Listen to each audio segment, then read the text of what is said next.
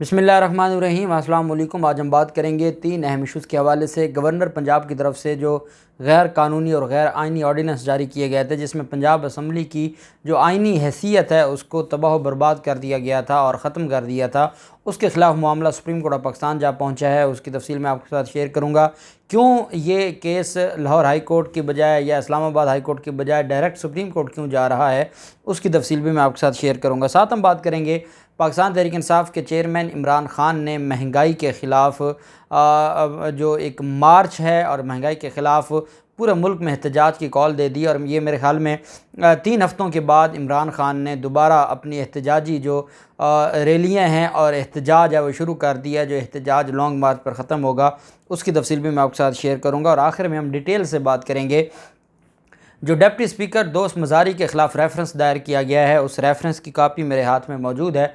उसके अहम नुकात आपके सामने मैं पढ़ के आपके साथ शेयर करूंगा। पहले हम बात कर लेते हैं कि मुल्क में जो होश रुबा महंगाई है, पेट्रोल और डीज़ल की कीमतों में इजाफ़ा है, बिजली की कीमतों में इजाफ़ा है, गैस की कीमतों में इजाफ़ा है, आम आदमी से जीने का हक़ छीन लिया गया है। और आप अंदाज़ा लगाएं कि जो आज इलेक्शन हुआ है, एक ज़िमनी इलेक्शन कराची में, जिस तरीके से वहाँ पर कत्लेआम हुआ है, जिस तरीके से लोगों को ज़ख्मी किया गया है, और TLP के लोगों के ख़िलाफ़ इल्ज़ाम है कि उन्होंने PSP पर हमला किया है, PSP वालों पर इल्ज़ाम है कि उन्होंने साद रिज़वी की गाड़ी पर हमला किया है, MKM अपनी जगह पर रोज़ चीख रही है। कोई ये बताए कि अगर इस तरीके से इलेक्शन कमीशन और चीफ इलेक्शन कमिश्नर ने इलेक्शन करवाने हैं तो वहाँ पाकिस्तान तहरीक इंसाफ कहाँ खड़ी होगी। अगर यहाँ पर देखें तो हम, चाहे वो कोई मजहबी जमात है या सियासी जमात है, या हथियार है या गोली है या ज़ख्मी है या कत्ल है, और पाकिस्तान तहरीक इंसाफ क्या करेगी, उनके नौजवान क्या करेंगे, वो ऐसे लोगों का कैसे मुकाबला करेंगे, इस निज़ाम में कैसे इमरान खान को अक्सरियत दिलवाएंगे जहाँ पर सारे एक पेज पे हों और जहाँ इलेक्शन लड़ने के लिए ये रिक्वायरमेंट्स हों। वहाँ पर उस हलके का अल्लाह ही हाफिज़ है। और ये एक इंतहाई बदकिस्मत वाक़या है। और इस पर तो चीफ़ इलेक्शन कमिश्नर को चाहिए कि हर इलेक्शन, कभी भी कोई भी ज़िमनी इलेक्शन है, वो डस का इलेक्शन हो या जो आज कराची का इलेक्शन हो, 1-2 लोगों की जानें ले जाता है, इस पर तो चीफ़ इलेक्शन कमिश्नर को वैसे ही अखलाकी तौर पर इस्तीफ़ा दे देना चाहिए।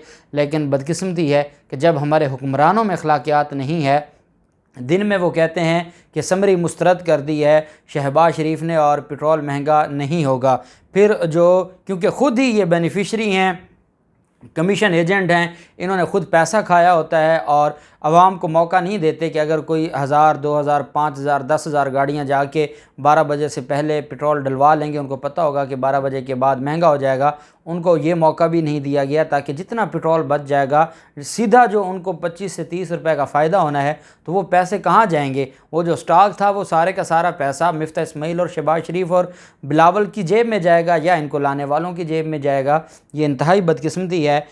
इस सारे मामले के ख़िलाफ़ पाकिस्तान तहरीक इंसाफ और इमरान ख़ान ने कौम को महंगाई के ख़िलाफ़ मुल्क गिर एहतजाज की कॉल दे दी है। उन्होंने अपने बयान में कहा है कि कौम इतवार की रात 9 बजे इशा के बाद मुल्क गिर एहतजाज के लिए निकले। इस तमाशे के ख़ात्मे के लिए सबको बाहर निकलना होगा, वरना महंगाई में मज़ीद इजाफ़ा होगा। उन्होंने कहा कि वो इतवार की रात 10 बजे कौम से ख़िताब करेंगे। उन्होंने कहा कि तेल की कीमतें मज़ीद बढ़ाई गई हैं, जिस पर बात करना और लाहे अमल देना चाहता हूँ कि हमें बहसीत कौम क्या करना चाहिए। क्या हम खामोश तमाशाई बने रहेंगे या हम अपनी आवाज़ भी उठाएंगे।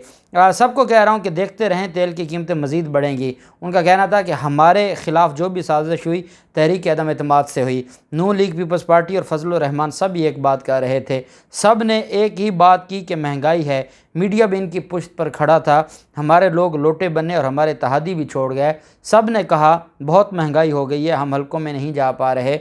इन्होंने कहा कि आज कौम के सामने हक़ाइक़ रखना चाहता हूँ। और इमरान खान ने कहा कि अल्लाह का वादा सच्चा है, सच सामने आएगा, सच छुपता नहीं है। और जिन्होंने साजिश की है या जिन्होंने मुदाखलत तक की इजाज़त दी है, वो सारे के सारे अल्लाह की बारगाह में और अल्लाह की अदालत में जवाबदेह होंगे और आवाम की अदालत में भी जवाबदेह होंगे। इमरान खान की तरफ से ये बड़ी वाज़ेह बात की गई है कि इस तरीके से खामोश रहकर हम अपने आप को नहीं बचा सकते। अगर हमें ये लगता है कि हम खामोश रहें और सारे मामलात चलते रहेंगे तो चीज़ें फिर ख़राबी की तरफ जाएंगी, और जो मामलात हैं वो सारे के सारे ख़राबी की तरफ जाएंगे। इस वजह से ज़रूरी है कि हम इन मामलात को बेहतर करें, और उसके लिए मुल्क गिर एहतजाज की कॉल दी है इमरान खान ने।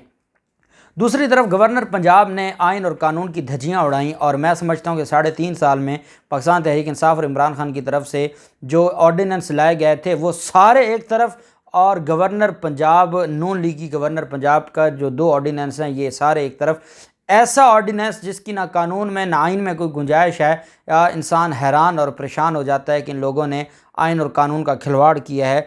और जिस बुनियाद पर हमारी जो पार्लिमानी जमहूरियत है और जिसमें पार्लियामेंट की सुपरमेसी है, पहले अदालतों ने आर्टिकल 69 की दीवार फलांग के उसको तबाह बर्बाद कर दिया और जो बच गया था उसको इस नाम नहाद इम्पोर्टेड हुकूमत ने नहीं छोड़ा। जब आप जो कानून साज इदारा है उसकी बालादस्ती को आप किसी नौकरशाही के नीचे दे देंगे और नौकरशाही अगर उसको डील करेगी तो फिर क्या होगा।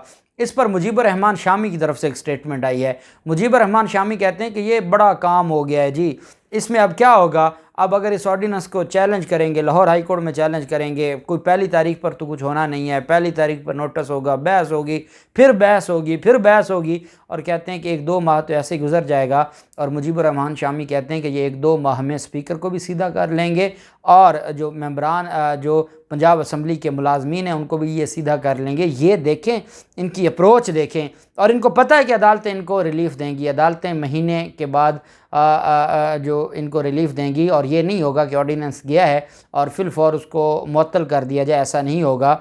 यही वजह है कि पाकिस्तान तहरीक इंसाफ ने और काफ लीग ने और परवेज़ इलाही ने लाहौर हाई कोर्ट जाने की बजाय डायरेक्ट सुप्रीम कोर्ट का दरवाज़ा खटखटाने की बात की है, क्योंकि ऑर्डिनेंस ऐसा आया है कि जो आइन को पामाल करता है और जिसमें वफाकी हुकूमत मुलव्वस है। इस वजह से ये सारा मामला सुप्रीम कोर्ट में जा रहा है।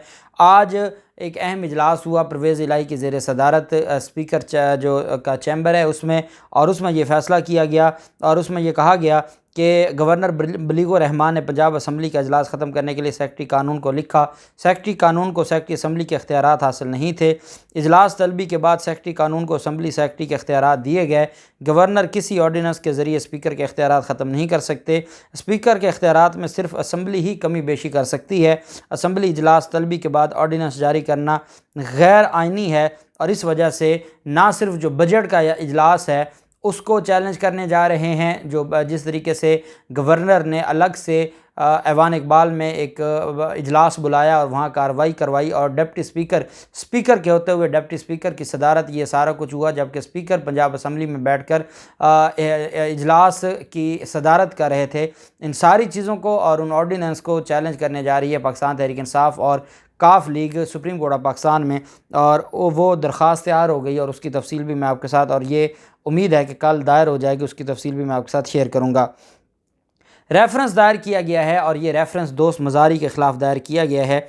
इस रेफरेंस में पाकिस्तान तहरीक इंसाफ ने यह रेफरेंस दायर किया है स्पीकर को, और अज़हर सदीक एडवोकेट साहब के ज़रिए ये रेफरेंस दायर किया गया है। अब रेफरेंस में जो सिर्फ मैं आपको पढ़ के सुनाऊंगा जो प्रेयर है। इन view of the aforesaid facts and circumstances on the above subject, it is requested that the speaker Provincial Assembly of the Punjab may process the disqualification proceedings against member Deputy Speaker Mr. Sardar Dost Muhammad Mazari in view of Article 62(1)(d), 62(1)(e), 62(1)(f), 62(1)(g and 63 of the Constitution of Islamic Republic of Pakistan 1973 in the interest of justice, equity and fair play, and to enforce Article 4, 5 and 10A of the Constitution of Islamic Republic of Pakistan। पहले उन्होंने उसकी नहली मांगी है। आइन पाकिस्तान के तहत article 62 के तहत उसकी नहली मांगी गई है कि वो सादिक और अमीन नहीं रहे, इस वजह से उसको नाअहल करार दिया जाए। ये डिस्क्वालिफ़िकेशन के लिए भेजा गया है, दोस्त मज़ारी की डिस्क्वालिफ़िकेशन के लिए, और ये पाकिस्तान तहरीक इंसाफ की तरफ से भेजा गया है। दूसरी जो इसमें इस्तदा, ये पहली इस्तदा थी, दूसरी इस्तदा जो की गई है, it also requested that the speaker Provincial Assembly of the Punjab should send a petition reference to the Office of Election Commission of Pakistan under Article 62 of the Constitution of the Islamic Republic of Pakistan for initiation of disqualification proceedings against member Deputy Speaker Dost Mazari, Dost Mohammad Mazari and to decide reference petition within stipulated time as prescribed by the constitution of the Islamic Republic of Pakistan. उसमें जो article 63A है उसकी कार्रवाई का भी हवाला दिया गया है कि वो रेफरेंस भेजा जाए। और ये रेफरेंस किसको भेजा जाएगा? ये रेफरेंस भेजा जाएगा जो इलेक्शन कमीशन को। आप जानते हैं कि जब भी रेफरेंस है वो पहले स्पीकर के पास जाता है, स्पीकर उसको आगे फिर 2 दिन के बाद इलेक्शन कमीशन को भिजवाते हैं और फिर 1 माह के अंदर अंदर इलेक्शन कमीशन की ज़िम्मेदारी होती है उसको डिसीड करना। तो इस हवाले से ये रेफरेंस पाकिस्तान तहरीक इंसाफ की तरफ से भेजा गया है। और अब इसमें 2 चीज़ें हैं।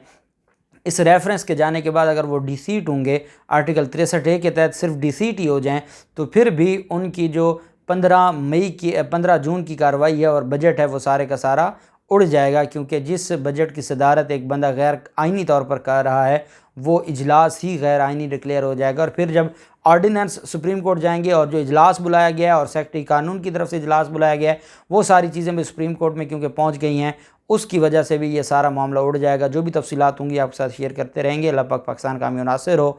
बहुत शुक्रिया। अल्लाह हाफिज़। पाकिस्तान जिंदाबाद।